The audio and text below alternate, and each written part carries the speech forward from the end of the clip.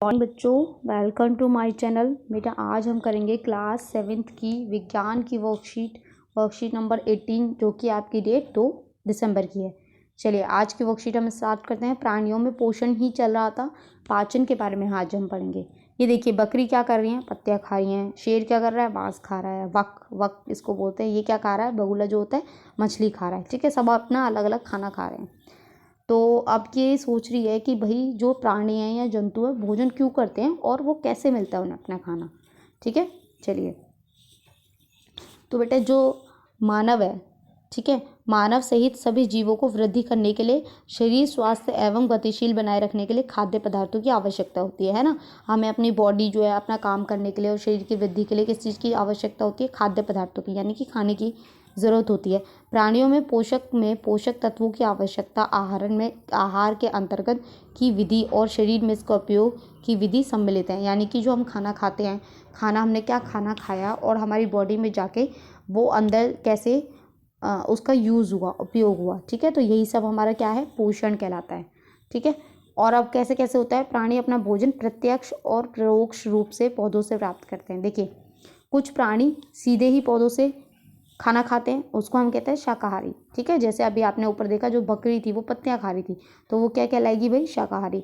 जबकि कई होते हैं जो अन्य जंतुओं को अपना आहार बनाते हैं। जैसे यहाँ बगुला देखा था आपने, उसने क्या किया, मछली खा ली, है ना, पूरी मछली खा गया, तो वो हमारा क्या कहलाएगा, मांसाहारी।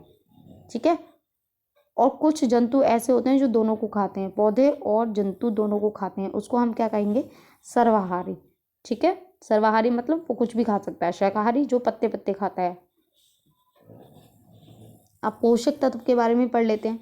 कार्बोहाइड्रेट, वसा, प्रोटीन, ये हम सबको पता ही है पोषक तत्व होते हैं।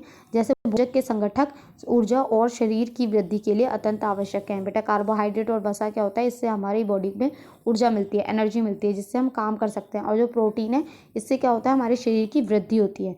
परंतु भोजन के ये संगठक जैसे कार्बोहाइड्रेट जटिल पदार्थ है। अब क्या है, इन्हें हम खाने में ही लेते हैं। ठीक है, जैसे हमने आलू खाया या फिर हमने घी खाया तो हम कहते हैं हमने वसा खा लिया, कार्बोहाइड्रेट खा लिया।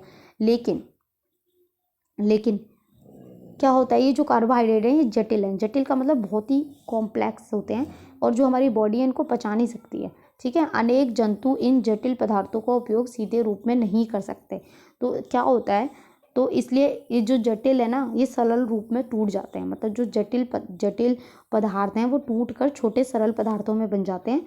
ठीक है, विखंडन हो जाता है, मतलब टूट जाते हैं। अब ये किस विधि से टूटते हैं, ये पाचन की विधि से टूटते हैं।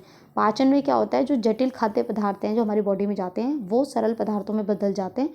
उसकी प्रक्रिया को हम क्या कहते हैं, पाचन कहते हैं। ठीक है, चलिए क्वेश्चन देखते हैं। 3 जीवों के नाम लिखें जो पौधे खाते हैं। तो ये तो आप आराम से लिख ही सकते हैं, फिर भी मैं बता देती हूँ। बकरी हो गया, गाय हो गया, हाथी हो गया। ठीक है, इसके अलावा आपको जो ठीक लगे वो लिख लीजिएगा। भैंस भी हो सकता है। ठीक है, हंसना मत। हाँ, और भी कुछ आप लिख सकते हैं। चलिए सेकंड है, डैश तथा वसा का उपयोग ऊर्जा और प्रोटीन के लिए किया जाता है। तो बेटा ये आएगा कार्बोहाइड्रेट। ठीक है, यहाँ पे क्या आंसर आएगा आपका, कार्बोहाइड्रेट।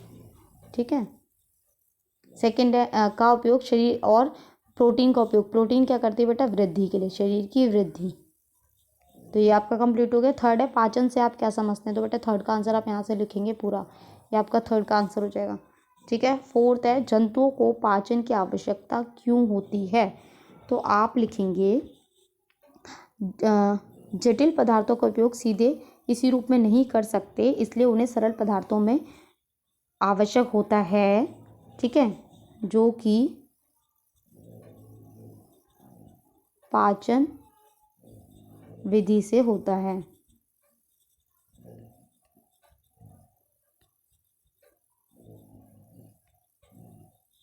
ठीक है बेटा, यहाँ से लिखेंगे आप जटिल, या फिर फोर्थ का आंसर हो जाएगा, जटिल पदार्थों के उपयोग सीधे इसी रूप में नहीं कर सकते, इसलिए इन्हें सरल पदार्थों में होना आवश्यक होता है, जो कि पाचन विधि से होता है।